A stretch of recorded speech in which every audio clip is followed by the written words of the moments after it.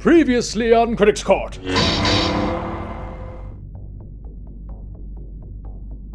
Bob Iger's choice to create an impossible release schedule is the first strike. Every 2 years putting out a Star Wars movie, it just doesn't work. You need 3 years. Strike number 2 is Kathleen Kennedy not hiring a Star Wars expert to help advise and guide her team. And of course, strike 3 was not having a unifying vision that would properly tell the story in a way that respects the first 6 movies that came before it. Disney had every opportunity in the world to improve Star Wars, to build upon what was there, regardless of what state it was in at that time.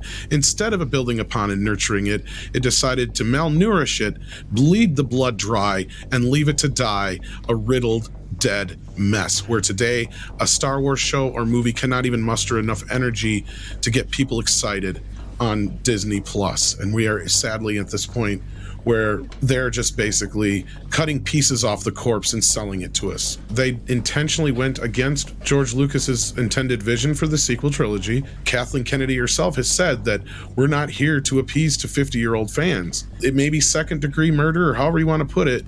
It sure ain't homicide, it's murder.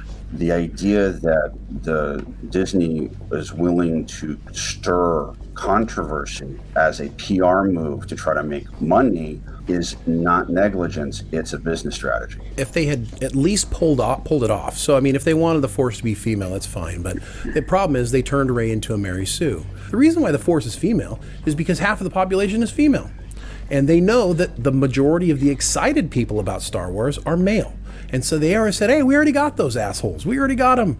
So let's go ahead and just now we're going to go get the ladies. It turned out to be shitty Star Wars. They are trying to bring Star Wars to a more wider audience. But if it's not Star Wars done properly, then is it Star Wars? Could it be that the Star Wars we got was the best they were able to get because the talent pool was maybe not up to snuff? I can't believe turning Obi-Wan Kenobi into the Reva television show is the best that they can do, you know. And I will venture that there's people sitting here in this audience who could walk into a writer's room and produce better product than came out of that Obi-Wan series. So is that neglect? Is that mismanagement?